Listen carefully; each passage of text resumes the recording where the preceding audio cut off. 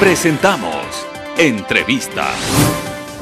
Amigos televidentes, muy buenos días. Saludamos cordialmente a Osvaldo Moreno, consultor político, con quien dialogaremos en los siguientes minutos. Osvaldo está en la ciudad de Cuenca y quería consultarle en primera instancia un tema que ha sido noticia en las últimas horas, esta renuncia del gabinete ministerial, o el pedido de renuncia al gabinete ministerial del presidente Moreno.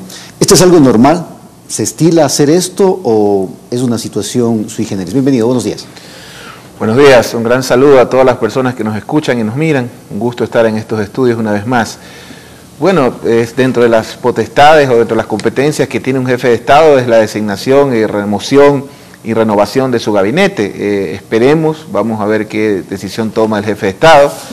Ojalá no sea como en el proceso correísta, que había más un reciclaje de ministros que cambios, y veamos siempre que esto genere cambios positivos para el país. Yo creo que es necesario, ya es una decisión que le corresponde al jefe de Estado. Ahora, vamos al tema de la coyuntura electoral. ¿Cómo se perfilan los candidatos o los precandidatos en este momento con miras a las elecciones seccionales del próximo año? ¿Cómo no?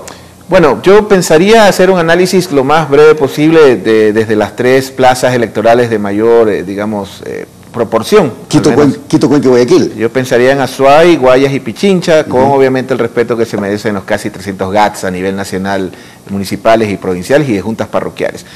Me parece que en el caso de Quito, la vara, digamos, no es lo mismo relevar a Rojas que a Nebot. Creo que la vara en Guayaquil está un poco más alta. Así que en Quito podría suceder cualquier cosa, sin perjuicio que bueno, que las encuestas dicen muchas cosas. Tenemos un Paco Moncayo que es un símbolo, digamos, de la guerra, ya fue alcalde. Entiendo que el señor Yunda también está en la competencia y una serie más de actores, pero creo que es totalmente distinto al escenario del resto del país.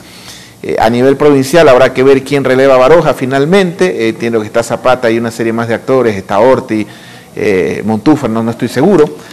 Y en el caso de Guayas, en el caso de Guayaquil, es bastante interesante la elección porque tienes a un Jimmy Jairala que está tratando de consolidarse como ese contendor para hacer frente a la candidata oficialista, digamos, municipal, que es la doctora Viteri. Con una observación, obviamente desde mi lectura, yo creo que Jairala, más que tener que vencer a la doctora Viteri, el verdadero problema, digo, para quien quiera vencerlos es el aparato, digamos, político. Y no le hablo del municipal, le hablo de la estructura, del músculo. Del sustento, de lo que está por detrás, del apoyo de la... Exactamente, el manejo de los barrios. Se lo dice alguien con conocimiento de causa. Yo he tenido la suerte de observar en muchas ocasiones, digamos que el trabajo territorial socialcristiano es una maquinaria que está aceitada hace más de 30 años.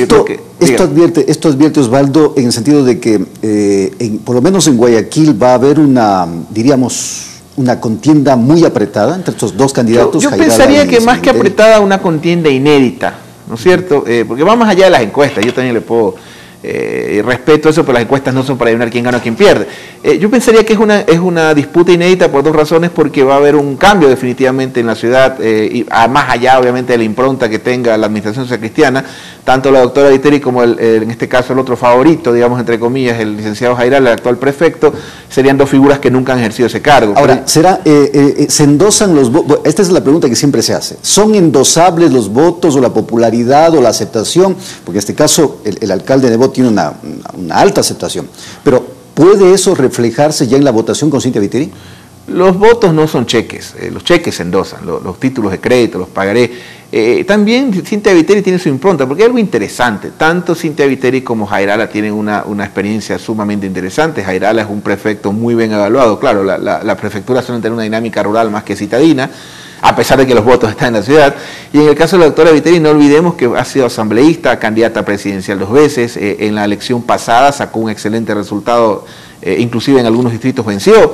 Entonces yo pensaría que es más que una elección de favoritos, es una elección inédita donde, insisto, tendrá que el retador consolidarse y ver los resultados al final. Ahora, vamos a Cuenca, donde está usted en este momento. Qué bella ciudad. Sí, allí de lo que se ha podido advertir, o por lo menos las últimas encuestas que hemos visto, Jefferson está a la cabeza, Jefferson Pérez, seguido por otros actores, del propio actual alcalde de la ciudad de Cuenca, que todavía no, por lo menos yo no le he escuchado que va a la reelección, está también en una posición interesante. Pero ¿qué podría pasar ahí? Bueno, el caso de, porque usted me lo pregunta, le respondo, el caso de Jefferson Pérez es bastante curioso. Mire, se lo digo con mucho respeto y esto es un análisis desde un admirador de Jefferson. Verá, cuando uno tiene 30, 40 años, y se lo digo con mucha humildad, a veces uno con 4 logros, el ego se le sube, ¿no? Jefferson es una persona, es un chico, digo chico joven, que a los 30 años ya tenía un monumento en vida. Una persona que tenía un coliseo, una avenida. La pregunta que yo me hago, ¿no? O que creo que va al análisis es ese paso de la deidad intocable, admirable, merecida, porque Jefferson no puede caminar en Guayaquil ni en Quito porque lo abordamos para pedirle fotos, autógrafos, etc. Entonces, ese paso de la deidad al político, es decir, en ese momento esa es mi gran pregunta, ¿cómo es esa transición y cómo va finalmente a reaccionar la sociedad, que ya es una decisión de los cuencanos? Porque finalmente cuando usted se entra en política, mire, dicen que cuando uno muere lo beatifican, y cuando uno entra en política termina enterándose de cosas que ha hecho y las que no ha hecho, ¿no es cierto? Entonces, cuando uno ingresa en el mundo de la política, lamentablemente, su vida pasa al escrutinio público y usted ya no se pertenece. Entonces, en ese caso puntual, es mi pregunta de cómo es la transición de la deidad merecida hacia el político de carne y hueso, porque no dejará de ser una acción política. Y los contendores también hay que reconocerlo. Yo incluiría a Carrasco también en la carrera. Carrasco, que ha tenido un repunte en los últimos días, ¿no? Sí, pero más que el repunte lo que digan las encuestas, porque dejemos de hablar de encuestas, pues, ¿no? Que candidato ganador de encuestas, pero de elecciones. Más que eso, veamos las características de ambos contendores, en este caso de Jeff, a quien le mando un saludo y créame que lo admiro. Esto es un análisis, nada más, yo soy un analista. En el caso de Carrasco y en el caso de Cabrera, son dos políticos que tienen una experiencia extraordinaria en manejo de territorio y de puerta a puerta, y las elecciones se ganan así. Entonces, en ese sentido, claro, podríamos ver también los contras. Usted sabe que Dios perdona, pero no el tiempo.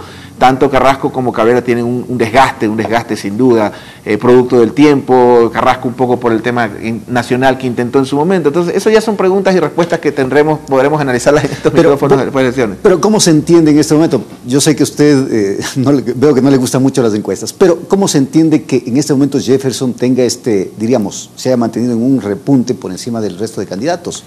¿Es por su popularidad, es por el conocimiento que tiene la gente de la persona de Jefferson, por sus logros? ¿Por qué?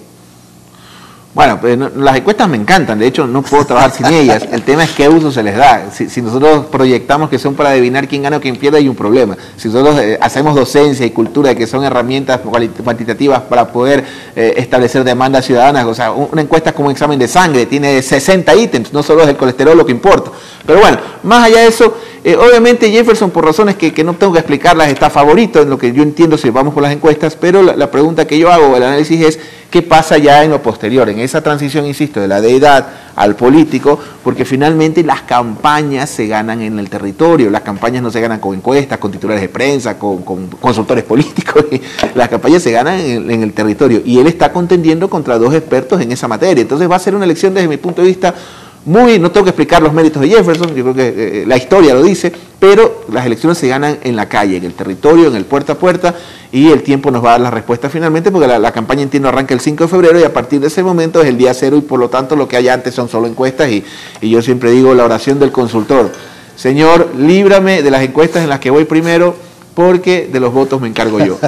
¿Cuánto tiene que ver o tendría que ver el tema del tranvía en la eventual candidatura a la reelección del actual alcalde de Marcelo Cabrera? ¿El tranvía le va a beneficiar, le va a perjudicar, le ha golpeado políticamente? ¿Qué es lo que ha pasado de acuerdo a su lectura? Claro, bueno, lo del tranvía es una locura. Más allá de eso, creo que el metro de Quito va a estar antes. Pero más allá de eso, es algo con lo que, si a mí me pregunta eso, ¿tú crees que eso le puede afectar a X o Y funcionario? Yo creo que es algo con lo que ya la gente está conviviendo, ¿no? Y no es algo nuevo, me explico, es algo que ya la gente finalmente se terminó coexistiendo con ese tema, y la convivencia ha sido complicada. Yo creo que definitivamente podría tener algún tipo de afectación, pero no creo que tendría la afectación que podría tener como algo en función de un hallazgo o de una primicia. Ya es algo con lo que están coexistiendo, y ya dependerá cómo comunica el equipo de X candidato y finalmente si se inaugura o no se inaugura, porque la obra, más allá obviamente de los escombros que ha dejado y de los damnificados, va a ser una obra extraordinaria que pone en el lugar que le corresponde a esta maravillosa ciudad. Gracias, Osvaldo Moreno, consultor político desde la ciudad de Cuenca. Vamos a hacer una pausa en Telegrama Noticias. Al volver tendremos más información. Gracias a ustedes como siempre, un gusto estar en esta hermosa ciudad. Buenos días, gracias.